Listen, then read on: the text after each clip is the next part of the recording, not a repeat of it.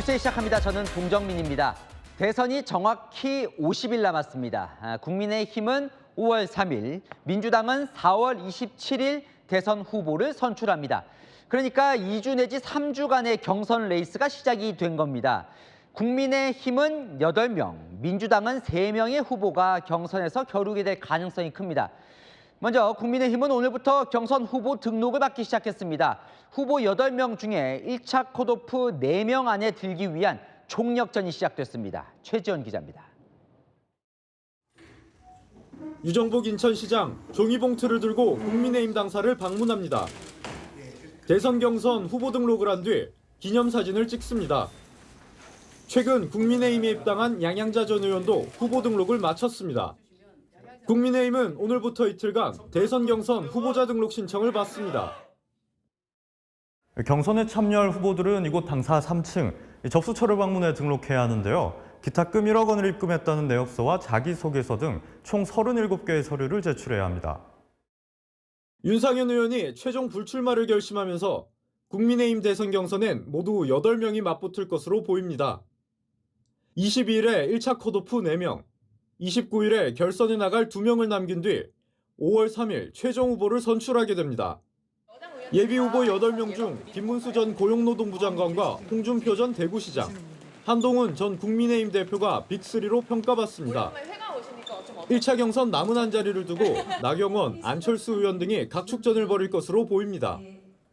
경선에 참여하지 않는 오세훈 서울시장과 유승민 전 의원의 표가 어느 후보로 향할지가 변수입니다. 당 지도부는 흥행을 기대하면서도 지나친 과열은 경계했습니다. 공정, 품격, 절제라는 보수의 기본 가치를 준수하길 촉구합니다. 국민의힘 후보 등록은 내일 오후 5시에 마감됩니다. 채널A 뉴스 최재원입니다. 홍준표 전 대구시장이 오늘 출사표를 던졌습니다. 홍 전 시장은 트럼프와 맞서는 스트롱맨 리더십이 필요한 때라며 탄핵으로 윤석열 전 대통령이 정리됐으니 이제는 이재명 전 대표를 심판대에 세워야 한다고 했습니다. 다른 후보들 오늘 소식까지 홍진 기자가 정리했습니다. 이 싸움의 맨 앞에 제가 서겠습니다. 홍준표 전 대구시장이 대권 도전을 공식 선언했습니다. 이번 선거를 홍준표 대 이재명, 양자구도로 규정하며 이재명 심판론을 들고 나왔습니다. 홍준표 정권이냐 이재명 정권이냐 과연 어느 쪽을 선택하시겠습니까?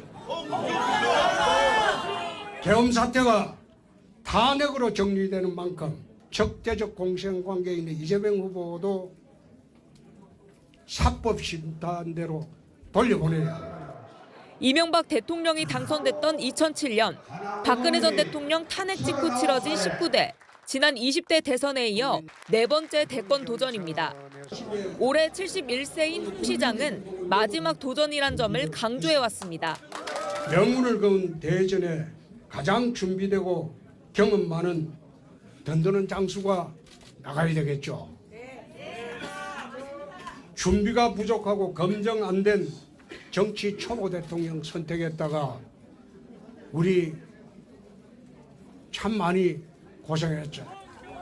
집권 시 개헌 착수, 핵무장, 강성 노조 규탄, 흉악범 사형 집행 등을 공약으로 내걸었습니다. 한동훈 전 대표는 계엄을 막아낸 점을 강조하며 중도층 표심 잡기에 집중했습니다. 배신자 뭐 이런 얘기도 하는데 저는 우리 아버지가 불법 계엄을 하셔도 막습니다. 경북 안동을 찾은 김문수 전 장관은 박정희 전 대통령 동상 앞에서 하면 된다, 할 수 있다는 박정희 정신을 되새길 때라고 말했습니다. 채널A 뉴스 홍진입니다. 이재명 전 민주당 대표가 오늘 발표한 대선 첫 공약은 AI 기본사회였습니다.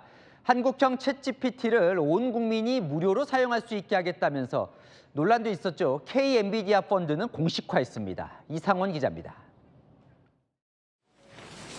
이재명 전 더불어민주당 대표가 당대표 사퇴 후 첫 공개 일정으로 AI 기업을 찾았습니다. 제일 중요한 건 역시 먹고 사는 문제, 일자리 문제이겠죠. 사실 이 세상이 거의 문자 발명에 준하는 급격한 변화를 겪는 것 같아요. 그게 소위 인공지능 문제일 텐데요. 이 전 대표는 AI 산업에 100조 원을 투자하겠다며 AI 기본 사회를 만들겠다고 강조했습니다. 국부, 국민펀드를 조성해 국가가 투자하고 그 수익을 국민에게 나눠주는 K-엔비디아 펀드를 사실상 공식화한 겁니다. 선진국 수준의 AI를 무료로 사용할 수 있도록 하는 모두의 AI 프로젝트도 추진하겠다고 했습니다. 이른바 한국형 챗 GPT를 개발해 전 국민이 무료로 사용할 수 있도록 하겠다는 취지입니다. 안철수 국민의힘 의원은 황당하다며 무지하면 공공, 무료, 무조건 투자만 외친다고 비판했습니다. 정부와 기업이 할 일은 따로 있다며 경기도지사 시절 수수료를 없애겠다며 만들었던 공공 배달앱을 떠올리게 한다고 직격했습니다. 채널A 뉴스 이상원입니다. 민주당이 국민선거인단 투표를 여론조사로 바꾼 경선 룰을 확정하자 김두관 전 의원이 반발하면서 경선 거부를 선언했습니다. 민주당 경선은 이재명, 김경수, 김동연 세 후보로 치러질 가능성이 커졌습니다. 정현주 기자입니다. 김두관 전 민주당 의원이 당 경선 룰에 반발하며 경선 불참을 선언했습니다.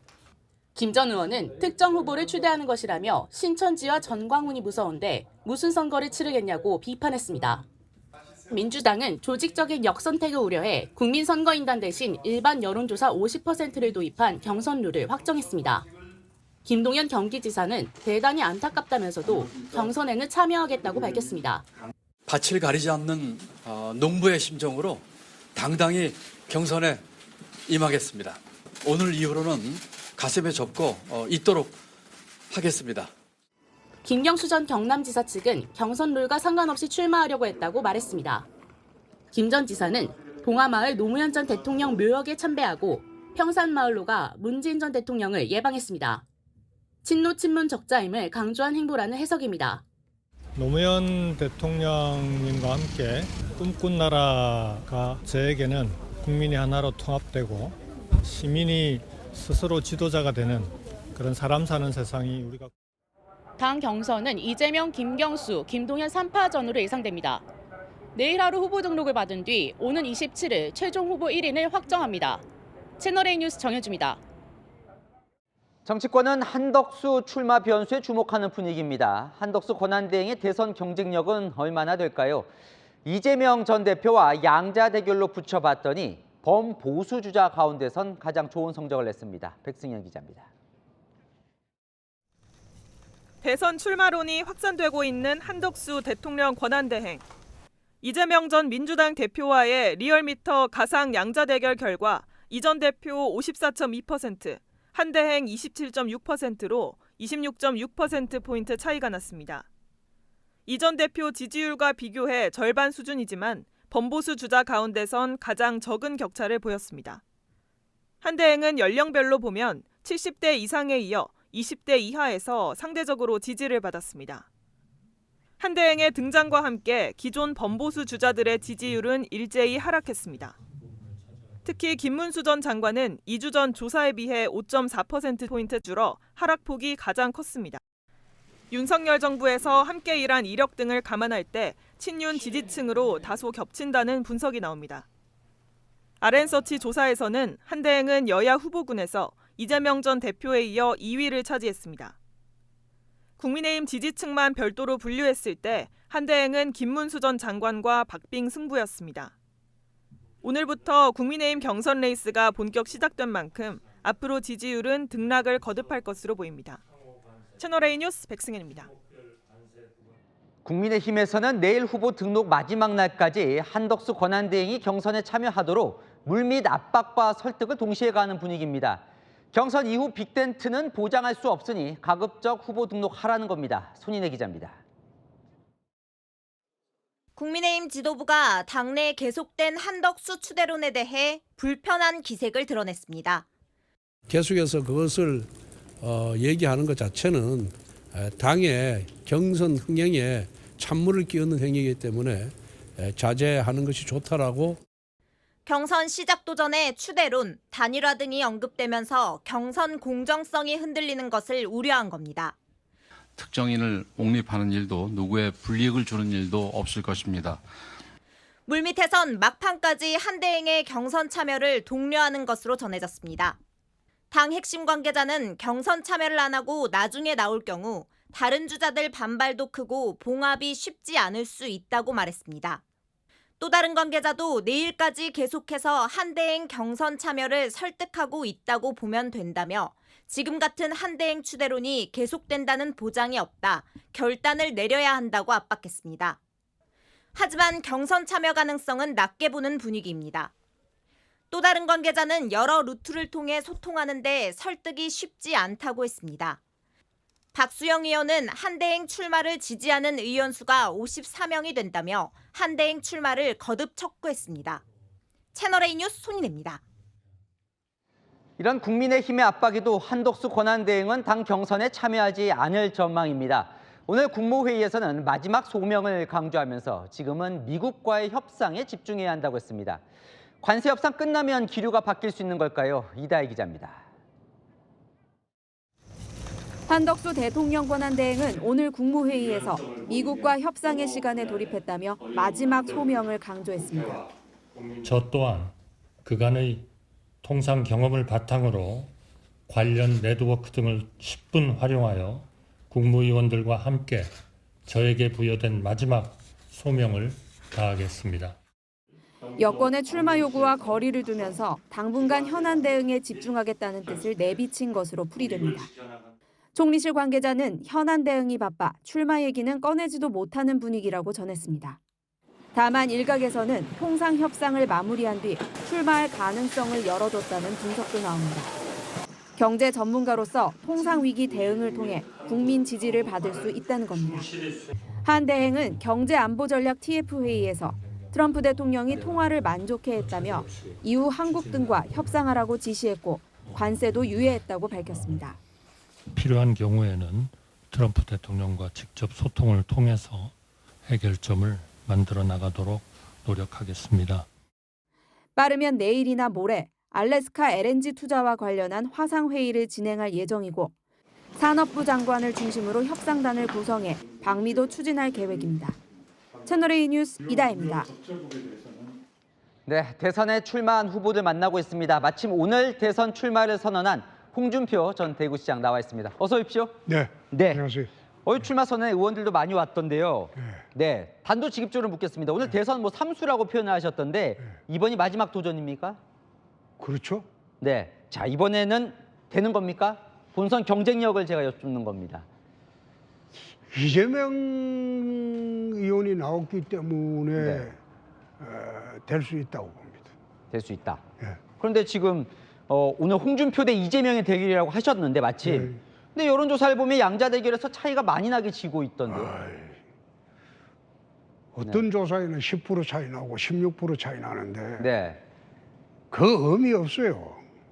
한순간에 뒤집힙니다. 한순간에? 어떻게 이깁니까? 지금 지고 있는. 이기고 지고 문제가 아니고 국민들이 선거에 바로 들어가면 이재명 정권과 홍준표 정권의 차이점을 보게 될 겁니다. 그런데 국민들이 어떻게 양아치 대통령을 선택을 할 수 있겠습니까? 그거는 선거 들어가 보면 판이 아예 달라질 겁니다. 근데 그거는 홍준표 후보의 경쟁력과는 좀 다른 거잖아요. 선거는 본인이 잘해서 되는 경우도 있지만 형편없는 상대방을 만나면 그게 선거의 덕이 될 수도 있습니다. 2017년에 사실 본선까지 올라가서 이제 패배를 했었는데 그때 홍준표와 지금의 홍준표는 어떤 게 달라진 겁니까? 사람이 달라진 거는 없어요. 문제는 2017년도 상황하고 지금 상황은 틀리다는 겁니다. 2017년도 같은 경우에는 박근혜 대통령하고 우리 보수 진영이 탄핵이 됐어요. 그래서 당 지지율이 4%에 불과했어요. 괴멸됐죠. 지금은 다르죠. 지금의 탄핵의 성격은 한국 보수 진영이나 우리 당이 탄핵됐다기보다도 윤석열 대통령 개인이 탄핵된 겁니다. 그렇게 하다 보니까 우리 당 지지율하고 민주당 지지율은 별 차이가 없죠. 그게 2017년도하고 지금 차이입니다. 그래서 객관적인 여건이 달라진 거죠. 그럼 2017년도에는 홍준표 후보가 문제여서 진 건 아니다. 그거는 기자분이 지금 질문하는 게 그때 기자 안 하셨어요? 그때는 우리 당이 개멸됐어요. 그건 후보의 문제가 아니고 10%가 안 나온다고 할 때입니다. 그 당시에 조중동이 전부 우리 당을 갖다가 해산하라고 했어요. 그럴 때입니다. 지금은 다르죠. 지금은 당 지지율이 비슷하잖아요. 그래서 탄핵의 성격이 틀리다. 그래서 이번 대선은 이재명 후보가 나왔기 때문에 우리가 이길 성산이 충분히 있다. 그래 봅니다. 한덕수 권한대행 차출 소리 계속 나오는데 차출에 반대하시는 거죠? 난 반대 찬성 거기에 의견 표명을 한 적이 없어요. 단지 오늘 아침에 라디오 방송을 하면서 상식에 맞지 않는다. 그럼 반대 아닙니까? 반대 찬성을 떠나서 정치는 상식입니다. 첫째, 중립적 선거 관리를 해야 할 분이 대선에 나온다는 것은 또 대행 체제로 가야 되겠죠? 국민들이 그거 수용하겠어요? 두 번째, 한덕수 총리는 탄핵당한 윤석열 정권의 총리입니다. 그 총리가 나와 본들 이게 탄핵 대선으로 계속 끌고 갈 건데 그게 대선이 되겠어요? 우리는 탄핵 찬반을 떠나서 지금은 새로운 나라 만들자고 하는 사람들이 모여서 대선을 임해야지 성산이 있지. 탄핵 찬반에 매몰돼서 선거하면 그건 100%입니다. 그래서 그런 측면에서 보면 상식에 어긋난다 그 말이죠.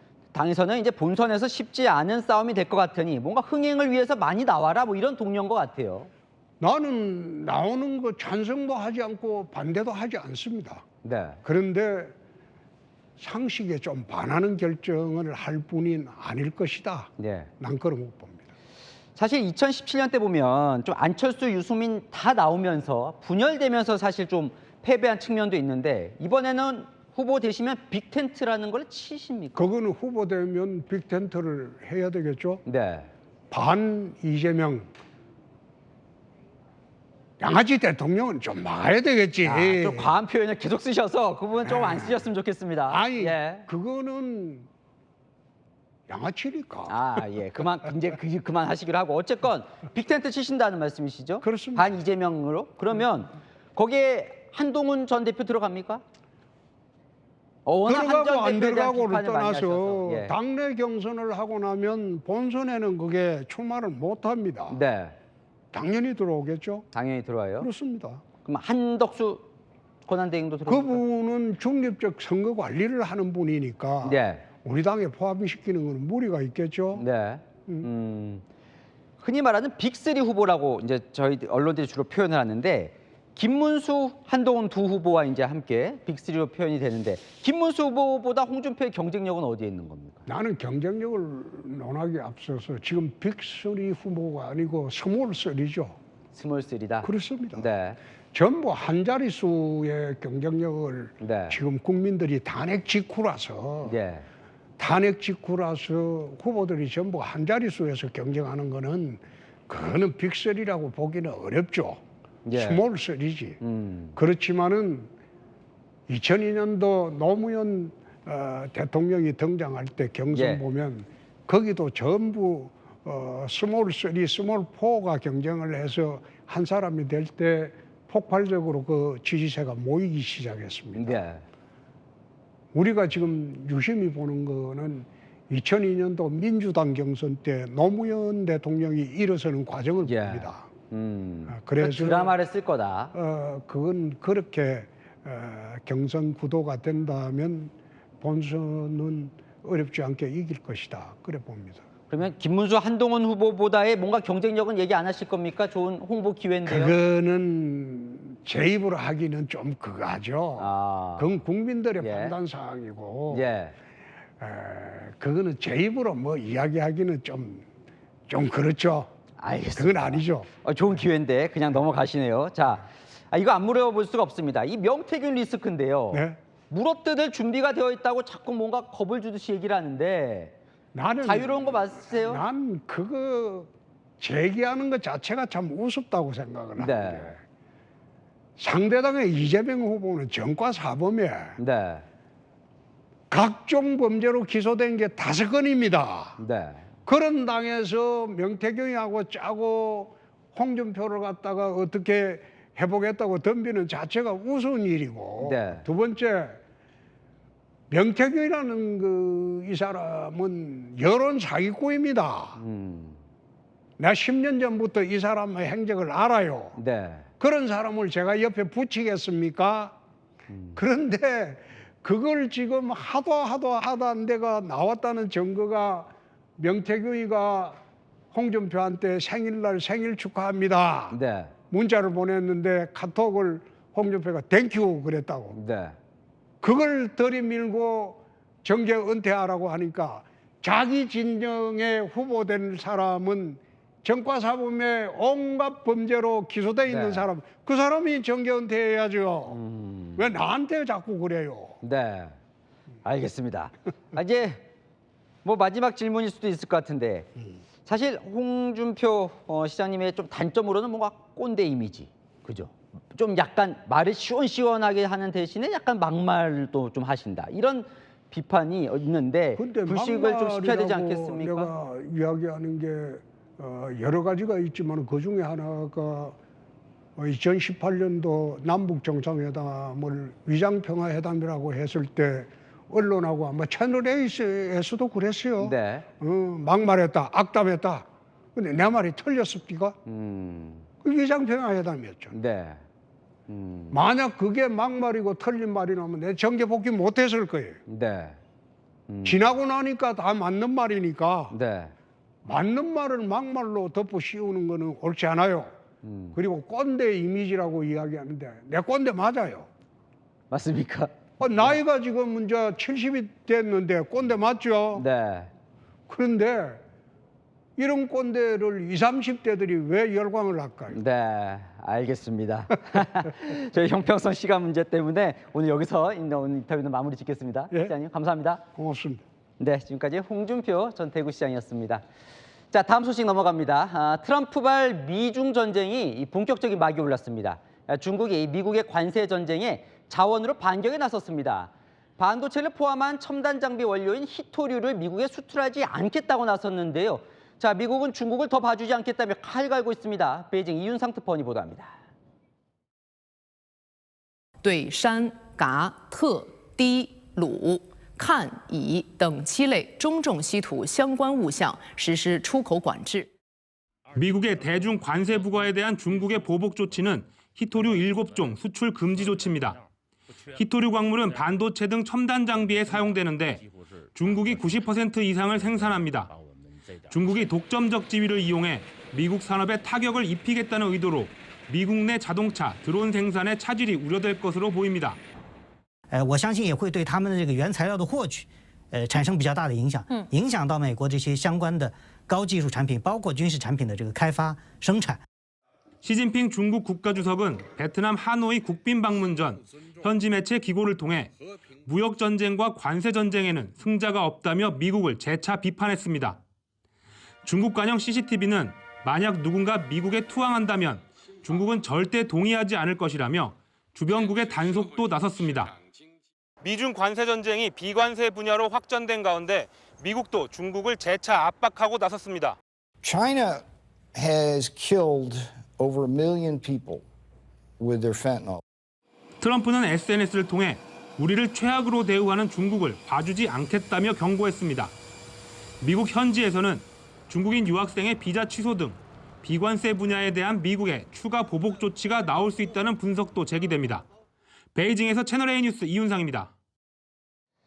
이 와중에 트럼프 행정부의 이 관세 행보가 오락가락입니다. 이틀 새 3번 말을 바꿨는데요. 스마트폰은 관세 적용에서 면제라고 했다가 한다고 했는데 또 말이 달라졌습니다. 문예빈 기자입니다. 대통령 전용기 에어포스원을 타고 워싱턴으로 복귀하는 도널드 트럼프 미국 대통령. 스마트폰, 노트북 등의 관세 부과 유무를 묻는 질문에 유연성 얘기를 꺼냈습니다. Well, that's going to be announced very soon, and we'll be discussing it. But we'll also talk to companies. You know, you have to show a certain flexibility. 이틀 전 미국 관세국경보호국이 스마트폰, 반도체 등 20개 전자제품을 상호 관세 대상에서 제외하겠다고 발표하자 현지 시각 어제 트럼프는 SNS를 통해 어떤 관세 면제도 없다, 다른 범주로 옮긴 것이라며 강하게 부인했습니다. 그런데 글을 남긴 지 반나절도 안 돼 일부 기업이나 일부 제품의 면제 가능성을 시사하며 말을 바꾼 겁니다. 또 현지 시각 14일 구체적으로 밝히겠다던 반도체 관세율도 별다른 설명 없이 시기를 또 변경했습니다. I'll give you that answer on Monday. We'll be very specific on Monday. Very fast. Do you know what rate the semiconductor tariff? I'm going to be announcing it over the next week. 뉴욕타임스는 이달 2일 국가별 상호 관세 발표 이후 수치를 바꾸거나 관세 부과를 유예하는 등 트럼프가 오락가락 조치를 취하고 있다며 쏟아지는 관세 정책에 업계와 투자자들이 현기증을 일으킬 정도라고 비판했습니다. 채널A 뉴스 문예빈입니다. 미중 전쟁이 심상치가 않습니다. 석병훈 이화여대 경제학과 교수 모시고 이야기를 좀 나눠보겠습니다. 중국이 히토류 카드를 꺼내들었는데 외신에서는 이건 거의 핵전쟁급 비상이다 이런 말을 나오는데 그만큼 심각한 겁니까? 예, 그렇습니다. 경제 핵전쟁이라고 보시면 되겠습니다. 그동안에 미국 트럼프 대통령이요, 중국에 대해서 무차별적이고 때로는 오락가락한 관세 폭탄을 투여를 했더니요, 중국에서 미국의 가장 아픈 곳을 면밀하게 계산해가지고 히토류라는 것을 그 미사일을 쐈다라고 보시면 되겠습니다. 아, 그래요? 그러면 히토류라는 게 그만큼 미국한테 아픈 거예요? 예, 그렇습니다. 지금 히토류라는 것은요, 스마트폰부터 로봇, 그다음에 우주선까지 전방위로 사용되고 있는 없어서는 안 된 광물 자원이 되겠습니다. 그것뿐만 아니라 중국이 지난해 기준으로 히토류, 전 세계 히토류 생산량의 약 69%를 독점 생산하고 있기 때문에 중국이 없으면 이 히토류를 구하기도 쉽지 않은 상황입니다. 중국은 히토류뿐만 아니라요, 흑연도, 2차 전지 핵심 광물의 흑연 역시 독점적으로 생산하고 있기 때문에 그동안의 선진국들이 환경오염 등을 이유로 이런 핵심 광물 자원들을 확보하고 개발하는 것을 소홀히 했던 대가를 지금 값비싼 대가를 치르고 있다. 반면에 중국은 자국에 있는 핵심 광물 자원뿐만 아니라 제3세계에 있는 광물 자원의 개발권까지 착실하게 확보해왔던 그 이점을 누리고 있다. 이렇게 보시면 되겠습니다. 야, 그러면 빨리 안 끝나겠네요. 이 미중 전쟁이 지금 이렇게까지 되면? 예, 지금 보시면 중국에서요, 미국의 가장 아픈 곳을 정밀 타격한 걸 보면 그만큼 본인들도 피해를 상당히 보고 있기 때문에 미국에도 가장 아픈 피해를 줘서 좀 빠르게 이 관세 전쟁을 갖다가 종료하고 싶다라는 것을 지금 의도하고 있다 이렇게 보고 있습니다. 그래서 지금 중국 같은 경우도요, 미국의 관세 장벽을 높이면 상당히 지금 디플레이션이 2달 연속 소비자 물가지수 상승률이 하락을 하고 있기 때문에 많이 생산된 제품을 미국에 수출하지 않고서는 국내에서 소화가 불가능한 상황입니다. 반면에 미국은 히토류가 반드시 필요하죠. 그렇기 때문에 두 나라가 상당히 피해를 보고 있어서 조기에 관세 전쟁을 종료하기 위해서 이런 카드를 내밀고 있다. 그래서 의외로 무역 전쟁은 조기에 끝날 수도 있다. 저는 이렇게 보고 있습니다. 오히려 그렇게 될 수 있다. 근데 이게 문제는 두 나라만의 문제가 아니잖아요. 전 세계적으로 타격이 있을 거고 특히 우리나라도 타격이 있겠죠? 예, 당연히 그렇습니다. 지금 중국이요, 일단은 전면 수출 통제를 한 것이 아니고요, 수출을 할 때 자신의 허가를 받아야 된다라고 하면서 점진적으로 수출 물량을 통제하려고 하는데요. 우리나라 같은 경우도 중국 히토류 의존도가 매우 높습니다. 당장 뭐 현대차 같은 경우는 모터와 배터리 부품에도 들어가고요. 그다음에 디스플레이에도 히토류가 필요합니다. 그다음에 삼성전자 스마트폰에도 들어가고요. SK 배터리에도 들어갑니다. 근데 현재 우리 정부는 6개월치 히토류를 비축을 하고 있기 때문에 만약에 이 사태가 장기화돼서 비축 물량이 다 소진된다든지 할 경우에는 당연히 우리 기업들도 피해를 보고요. 우리나라도 피해를 보는 것이 불가피하다 이렇게 보고 있습니다. 그럼 6개월 전에는 끝나야 되네요. 예, 그렇게 보고 있는데요. 6개월 안에 만약에 끝나지 않을 경우를 대비해서는요, 히토류를 생산하고 있는 다른 나라들이 있습니다. 예를 들면 미국도 히토류를 생산하고 있고 호주, 그다음에 브라질 등이 히토류를 생산하는데 문제는 이런 곳에서 히토류를 수입하고자 하더라도요, 중국이 히토류를 통제하고 있으면 이 나라들도 당장 자기들의 히토류를 갖다가 수출하지 않고 비축하고자 할 가능성이 큽니다. 그럼 히토류 가격이 천정부지로 뛰니까 이것도 쉽지 않아서 좀 빠른 대책이 필요하다 이렇게 보고 있습니다. 마지막 질문으로 이게 좀 장기화될 경우 우리가 선택해야 되는 거 아니에요? 지금 미국 관세도 지금 협상이 어려운데 미국과 중국이 서로 누구를 선택할 거냐 이런 걸 저희에게 압박할 가능성은 없습니까? 예, 충분히 그럴 가능성이 저도 있다고 보고 있습니다. 왜냐하면 중국이 우리에게 히토류라는 것을 그 목숨줄 같은 이 핵심 광물 자원을 쥐고 있기 때문에 미국과 중국 중에서 어느 쪽에 편을 들 것이냐 하고 선택의 문제를 제시할 가능성이 있다고 보고 있습니다. 그러면 우리는 미국에게 안보를 의존하고 있는 상황이기 때문에요. 그 상황에서 어떠한 선택을 해야 될지가 중요하고요. 그럴 경우에 우리의 협상력을 높이는 방법은 결국은 반도체 같은 핵심 부품에서 우리의 독보적인 기술력을 확보하는 것이 필요하다 이렇게 보고 있습니다. 아, 복잡해지네요. 네, 지금까지 석병훈 교수와 이야기 나눠봤습니다. 감사합니다. 감사합니다. 방송인 박나래 씨의 집에서 금품을 훔쳐 달아난 절도범이 붙잡혔습니다. 외부 침입 흔적이 없는 걸로 알려져 내부 소행 아니냐는 말이 나왔는데 절도 전과가 있는 30대 남성이었습니다. 김지우 기자가 취재했습니다. 방송인 박나래 씨의 단독주택에 도둑이 든 건 지난 4일 새벽. 귀금속과 가방 등 수천만 원 상당의 금품이 사라졌고 박 씨 측은 사건 발생 사흘 뒤 경찰에 신고했습니다. 이 동네에 지금 벌써 산 지가 한 8년이 넘었는데 많이 놀랐습니다. 당시 외부 침입 흔적이 없는 걸로 알려져 내부자 소행 가능성도 제기됐지만 경찰이 붙잡은 건 절도 전과가 있는 30대 남성이었습니다. 조사 결과 남성은 박 씨 집 통로로 침입한 걸로 전해졌습니다. 박 씨 측에서 제출한 자택 CCTV 영상에 남성이 찍혀 있는 걸 확인한 경찰은 이 남성이 지난달 용산구의 다른 가정집에 침입해 금품을 훔쳐간 용의자와 같은 사람인 걸 확인했습니다. 지난 10일 서울 광진구 거주지 주변에서 체포된 남성은 야간 침입 절도 혐의로 구속됐습니다. 남성은 경찰 조사에서 박 씨 집인지 모르고 들어갔다고 주장한 걸로 전해졌습니다. 하지만 박 씨 집은 TV에서 이미 수차례 노출돼 경찰은 이 주장의 신빙성을 의심하고 있습니다. 경찰은 남성의 범행 경위 조사를 마치는 대로 사건을 검찰에 넘길 계획입니다. 채널A 뉴스 김지우입니다. 네, 올해 78의 트럼프 대통령 햄버거와 콜라를 즐기고 체중도 많이 나가서 건강 상태가 관심이었는데요. 직무 수행에 문제 없다는 검진 결과를 받았습니다. 장하얀 기자입니다. I like it all. Great American food. 술, 담배는 하지 않지만 젊은 시절부터 패스트푸드를 즐기는 것으로 유명한 도널드 트럼프 미국 대통령. 전용기 안에서 햄버거 회의를 하는가 하면 지난해 대선 기간에는 맥도날드 매장에서 일일 아르바이트를 하기도 했습니다. 미 백악관이 올해 78살인 트럼프의 건강검진 결과를 공개했는데 예상을 깨고 콜레스테롤 수치가 정상 범위 안에 있는 것으로 나타났습니다. 집권 1기 당시 수치보다도 90 가까이 떨어진 겁니다. 몸무게도 4년 전보다 9kg이 줄어든 101.6kg으로 나타났습니다. 다만 혈압 수치는 정상 범위에 있지만 평균보다 약간 높게 나타났습니다. 패스트푸드 외에 집무실에 콜라 버튼을 둘 정도로 탄산음료도 즐겨 마시지만 건강에 문제가 없다는 평가를 받은 겁니다. 트럼프의 주치의는 활동적인 생활 습관이 긍정적 영향을 미쳤다고 평가했습니다. It's because I enjoy what I'm doing and I like the results. I think we're making America great again and it makes me feel good and it probably keeps me happy.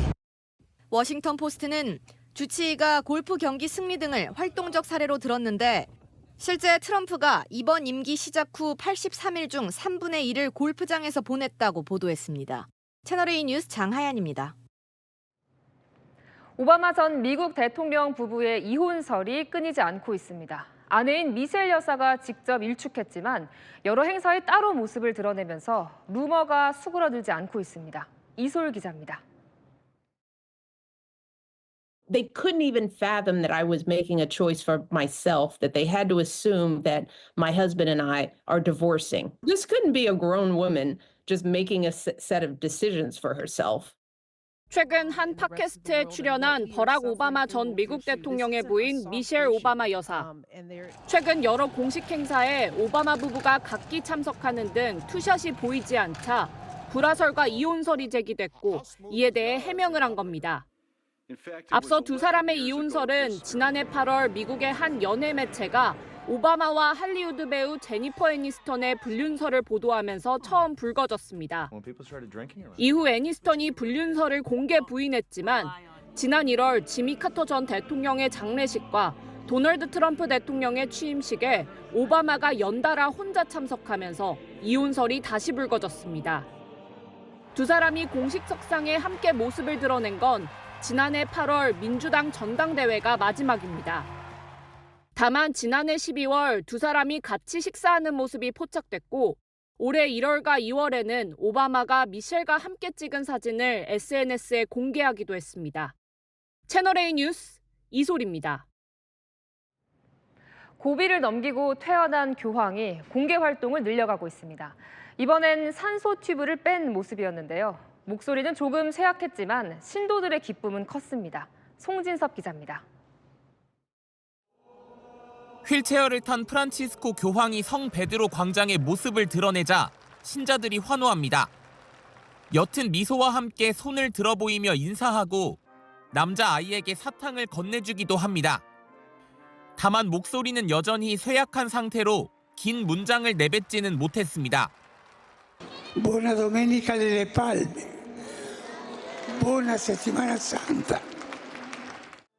천주교 신자들은 교황의 깜짝 등장에 기쁨을 감추지 못합니다. You never know. This, like in my mind, this is the last time I'm going to see him, and it hits because you never know, and if it's all in God's hands. 이날 교황은 지난주까지 달고 있던 코에 산소 공급용 튜브를 제거한 채 신자들을 만났습니다. 지난달 23일 퇴원 이후 튜브를 빼고 모습을 드러낸 건 이번이 처음입니다. 교황은 사흘 전에도 대성전을 찾아 신자들을 만나는 등 공개 행보를 늘리고 있습니다. 교황청은 의료진의 판단에 따라 이번 주말 부활절 활동 범위가 정해질 것이라고 밝혔습니다. 채널A 뉴스 송진섭입니다.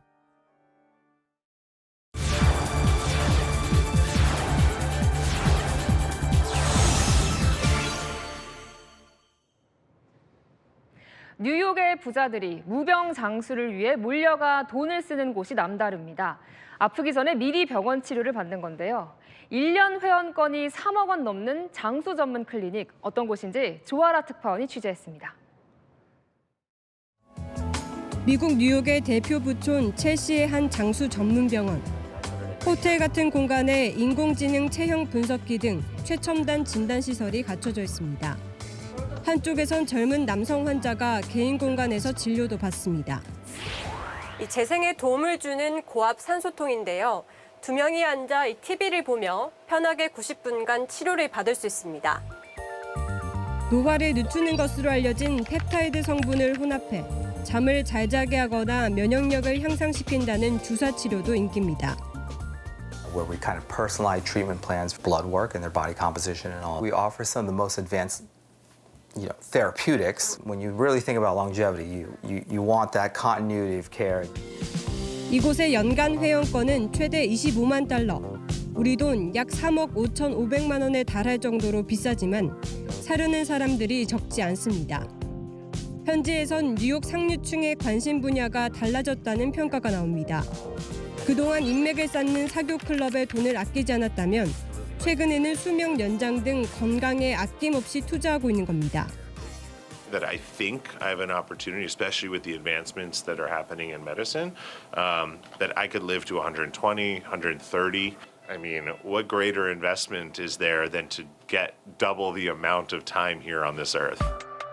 월스트리트 저널은 뉴욕, 캘리포니아 등 부유한 지역에서 고급 클리닉이 수백 곳에 이를 정도로 급증하고 있다고 보도했습니다.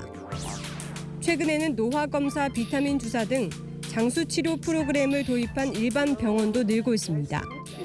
20% don't have any diseases. They want to just stay preventative, proactive. 장수 클리닉의 인기는 건강하고 나답게 살기 위한 뉴요커들이 만든 유행이라는 분석이 나옵니다. 뉴욕에서 채널A 뉴스 조아라입니다. 간단하게 한 끼를 해결하거나 간식 사 먹을 때 편의점 이용하는데요. 학생들이 자주 사 먹는 간식 조합을 봤더니 당 섭취량이 하루 기준치를 훌쩍 넘었습니다. 김민환 기자입니다. 서울의 한 학원가. 편의점에서 간식을 사 먹는 아이들이 많습니다. 한 3번 정도 먹어요. 좀 많이 먹고 싶을 땐 칼로리가 많은 거. 뭔가 살쪄가지고 엄마한테 혼날 것 같은 느낌이 있어요. 서울시가 편의점 식품 91개를 조사한 결과 당과 나트륨 함량이 크게 높은 것으로 나타났습니다. 세계보건기구가 권고하는 당류의 하루 권고 섭취량은 50g입니다. 편의점에서 직접 산 간식입니다. 초코빵과 탄산음료, 젤리 이렇게만 먹어도 하루 권고 섭취량의 2배에 가까운 당을 먹게 되는 셈입니다. 하루 나트륨 권고 섭취량은 2000mg, 삼각김밥과 소시지를 함께 먹을 경우 총 나트륨이 1600mg으로 하루 권고 섭취량에 육박합니다. 가정에서도 섭취량 조절에 대한 주의를 주고 덜 단단한 맛과 싱거운 맛에 익숙해지도록 하여야 합니다. 보건당국은 청소년들에게 당류와 나트륨 함량 등 영양 성분을 확인하는 습관을 길러줘야 한다고 조언합니다. 또 제품을 고를 때는 무염, 저당 등의 문구가 표시된 것을 사는 것이 좋다고 덧붙였습니다. 채널A 뉴스 김민환입니다. 지문만 보고도 아이의 성향이나 적성, 진로까지 내다볼 수 있다면 어떨까요? 요즘 학부모들 사이에서 유행하는 바이오 검사 얘긴데요. 어디까지 믿을 만한 건지 현장 카메라 광민경 기자가 취재했습니다. 최근 지문이나 홍채 같은 바이오 정보를 이용해 기질을 파악하는 새로운 적성 검사가 유행하고 있습니다. 어떤 방식으로 검사하고 또 정확도는 얼마나 되는지 검사 현장으로 가보겠습니다. 지문 인식기에 손가락을 차례로 올리고 잉크를 묻혀 손금도 찍습니다. 지문과 손금 모양으로 적성을 파악하는 검사인데 초등학생 학부모들 사이에서 인기입니다. 주아는 정말 감성형의 리더십밖에 없기 때문에 정서가 굉장히 예민하고 환경의 영향이 상당히 큰 기질이에요. 업체는 태아 발달 초기에 만들어진 지문을 통해 유전 정보를 파악하고 공부법이나 진로까지 찾을 수 있다고 설명합니다. 우리 이제 손의 영역과 뇌의 영역이 상당히 밀접한 연관 관계를 갖고 있습니다. 유전과 대뇌 과학이라고 볼 수가 있겠습니다. 취업준비생들을 겨냥해 취업 박람회장에도 관련 부스가 들어섰습니다. 사회복지에는 너무 전공을 잘하셨는데요. 안정적인 그런 시스템을 선호하시거든요. 공무원이나 복지관이나. 제2의 지문이라고 불리는 홍채 검사까지 등장했습니다. 홍채 모양과 점의 위치로 타고난 기질을 분석한다고 설명합니다. 이쪽 6시 방향이 이제 우리가 이제 아이한테 가장 먼저 많이 봐야 하는 그런 재능 사인을 얘기를 해요. 글쓰기 사인이 조금 보이긴 해요. 검사 결과지를 보니 내향적이며 창의적이라는 평가가 나옵니다. 이 아이의 기질도 날 때부터 정해져 있는 것들이 많을 텐데 근데 알고 봤더니 내가 너무 얘한테 바라는 게 많았다라는 생각을 조금씩 하게 되고 하지만 생체 적성 검사를 맹신하는 건 금물입니다. 공신력 있는 평가기관이나 검사 자격증도 없고 지문이나 홍채 자체에 DNA 정보가 담긴 것도 아니기 때문입니다. 통계적인 확률적인 값으로 제공하는 것이기 때문에 이 값에 대해서 과도한 불안감을 가지시거나 맹신하는 것은 경계하실 필요가 있습니다. 또 적성이나 기질은 생활환경과 습관의 영향도 크다고 조언했습니다. 현장 카메라 광민경입니다. 파면 열흘 만에 형사법정에선 윤석열 전 대통령이 80분간 직접 변론에 나섰습니다. 비상계엄은 대국민 메시지용이고 정치인 체포 지시는 홍장원 전 국정원 1차장의 새빨간 거짓말이라고 주장했습니다. 유준 기자입니다.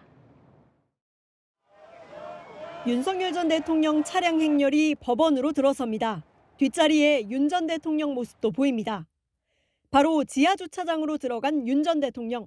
법정에선 발언권을 얻어 80분 가까이 직접 내란 혐의를 부인했습니다. 비상계엄은 대국민 메시지용이었다며 내란을 사전 모의했다는 검찰 주장은 코미디 같은 이야기라고 일축했습니다. 자신이 국헌문란 목적으로 군경을 동원해 폭동을 일으켰다는 검찰 공소장 내용도 반박했습니다. 26년간 검사 생활을 했음에도 왜 내란죄가 되는지 알 수 없는 공소장이라며 초기 내란몰이 과정에서 겁을 먹은 사람들이 수사기관 유도에 따라 진술한 거라고 주장했습니다. 헌법재판소가 파면 사유로 인정한 국회 무력화와 주요 인사 체포 지시도 사실이 아니라며 특히 홍장원 전 국정원 1차장의 체포 지시 주장은 새빨간 거짓말이라고 반박했습니다. 변호인단은 재판 절차에 문제를 제기하며 재판부에 재차 공소 기각을 요구했습니다. 오는 21일 열리는 2차 공판에서도 윤 전 대통령 측과 검찰, 양측의 치열한 공방이 예상됩니다. 채널A 뉴스 유주은입니다. 지난 대선 때 이재명 전 대표의 배우자 김혜경 씨가 경기도 법인카드로 식사 접대를 해 재판을 받고 있죠. 오늘 수행비서가 시키지도 않은 일을 했다며 울먹였습니다. 검찰은 책임 전가라며 벌금 300만 원을 구형했습니다. 김정근 기자입니다. 이재명 더불어민주당 전 대표 배우자 김혜경 씨가 법원을 나섭니다. 긴 시간 재판 받아오셨는데 한 말씀만 좀 부탁드리겠습니다. 김 씨는 지난 대선 전 현직 국회의원 배우자에게 경기도 법인카드로 10만 4천 원어치 식사 접대를 해 선거법을 어긴 혐의로 재판을 받고 있습니다. 김 씨는 오늘 2심 최후 진술에서 식비를 결제한 수행비서 배모 씨가 한 일로 자신은 무관하다고 강조했습니다. 배 씨가 시키지도 않은 일을 해서 처음엔 화가 났다고 언급했습니다. 재판부를 향해 더 많이 조심하면서 공직자 배우자로서 잘하겠다며 선처를 당부했습니다. 검찰은 2심 재판부에 벌금 300만 원을 내려달라고 요청했습니다. 김 씨가 모든 책임을 배 씨에게 돌린다며 양형에 반영해야 한다고도 했습니다. 앞서 1심 재판부는 벌금 150만 원을 선고했습니다. 정치인 배우자가 공직선거법을 어겨 100만 원 이상 벌금형이 확정되면 선거 운동에 참여할 수 없습니다. 김 씨에 대한 2심 선고는 다음 달 12일 나옵니다. 채널A 뉴스 김정근입니다. 국민의힘이 대선 첫 공약으로 주 4.5일제를 내세웠습니다. 월요일부터 목요일까지 1시간씩 더 일하고 금요일에는 오전만 일하는 방식인데요. 민주당은 무늬만 단축이라고 비판했습니다. 최승현 기자의 보도입니다. 국민의힘이 금요일 조기 퇴근을 골자로 한 주 4.5일제를 대선 공약으로 들고 나왔습니다. 월요일부터 목요일까지 하루 8시간 기본 근무에 1시간씩 더 일하고 대신 금요일에 4시간만 근무한 뒤 퇴근하는 방식으로 일종의 유연근무제 개념입니다. 직장인 입장에선 금요일에 일찍 퇴근할 수 있어 워라밸 효과를 느끼면서도 법정 근로시간인 40시간을 유지해 회사도 크게 부담이 없다는 겁니다. 지난 2월 이재명 전 대표가 제시한 주 4일제의 맞불 성격입니다. 노동시간을 줄이고 주 4.5일제를 거쳐서 주 4일 근무국가로 나아가야 합니다. 국민의힘은 주 4일제는 비현실적이라고 비판했습니다. 민주당이 주장하는 주 4일제 및 4.5일제는 근로시간 자체를 줄이되 받는 급여를 그대로 유지하려는 비현실적이고 포퓰리즘적인 정책으로서 하지만 민주당은 국민의힘 안을 무늬만 단축안이라고 비판했습니다. 진정한 워라밸과 삶의 질 향상을 위한 노동제도 개혁이 필요하다는 겁니다. 국민의힘은 업종 특성에 따라 주 52시간 폐지도 주장했습니다. 채널A 뉴스 최승현입니다. 성혜란 기자와 열한야랑 시작합니다. 첫 번째 주제 보겠습니다. 윤 전 대통령 보이고 장군 명언인데 왔노라 보았노라? 네, 네 글자는요. 바로 이겼노라입니다. 윤석열 전 대통령 지난주 사저로 돌아오면서요. 지지층 향해서 다 이기고 돌아왔다고 해서 무슨 의미인지 궁금했는데요. 최근 관저에서 윤 전 대통령 만난 역사 강사 전한길 씨, 그 속뜻을 이렇게 분석했습니다.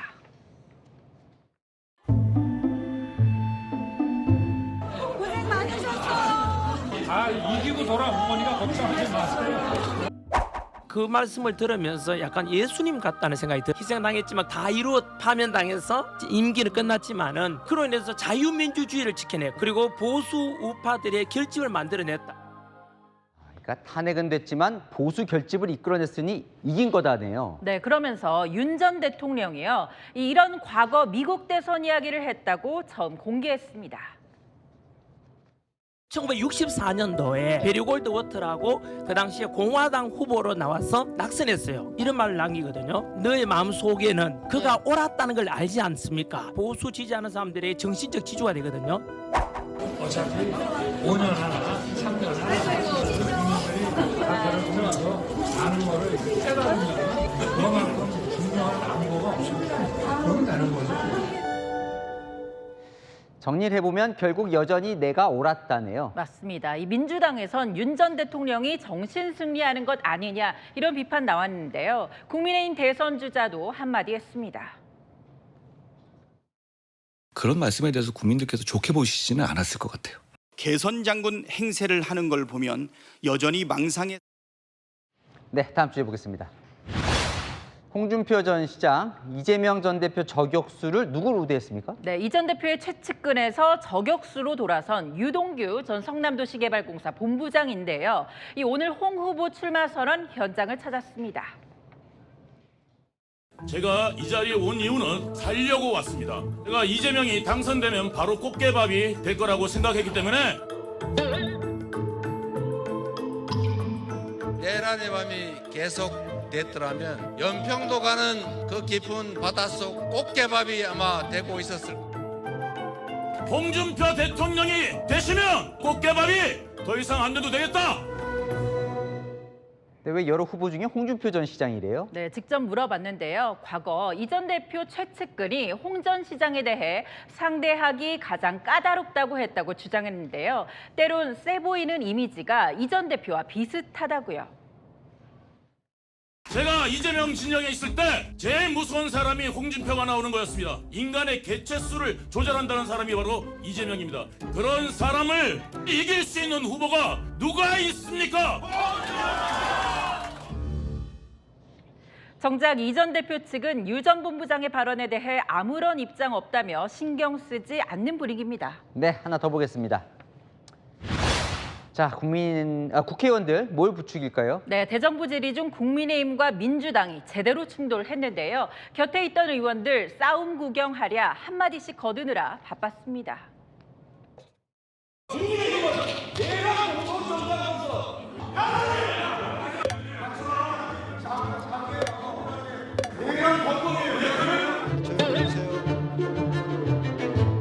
우리 의원님들 좀 막아주세요. 일촉즉발인데 어떻게 됐습니까? 네, 의원들이 뜯어 말리면서 상황 종료되는가 싶었는데요. 다시 불이 붙었습니다.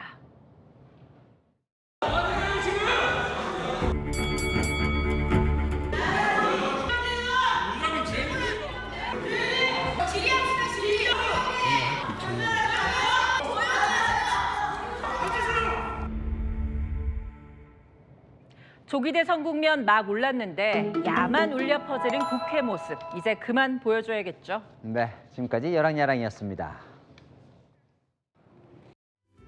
오늘 전국에 내린 눈비는 내일 새벽까지 조금 더 이어집니다. 양은 5에서 10mm 정도고요. 대설특보가 내려진 강원 산간은 최대 5cm의 눈이 쌓이겠습니다. 여전히 해안가 곳곳은 강풍특보 발효 중이고요. 그 밖의 지역도 바람이 강하겠습니다. 내일은 오전부터 차차 개겠고요. 대기질도 무난합니다. 야외 활동하기에 큰 무리는 없겠습니다. 다만 비바람이 몰고 온 한기로 내일까지는 쌀쌀합니다. 이후에는 온화한 서풍이 기온을 끌어올리겠고요. 모레부터 평년 수준을 회복하겠습니다. 내일 아침 서울 2도로 시작하고요. 찬바람의 체감 0도로 다소 춥겠습니다. 하지만 낮 기온은 오늘보다 오릅니다. 서울 14도, 대구와 부산 17도 예상됩니다. 목요일은 중북부에 비가 오겠고요. 토요일 오후 다시 전국에 비 예보 있습니다. 날씨였습니다. 뉴스에 마칩니다. 시청해주셔서 감사합니다.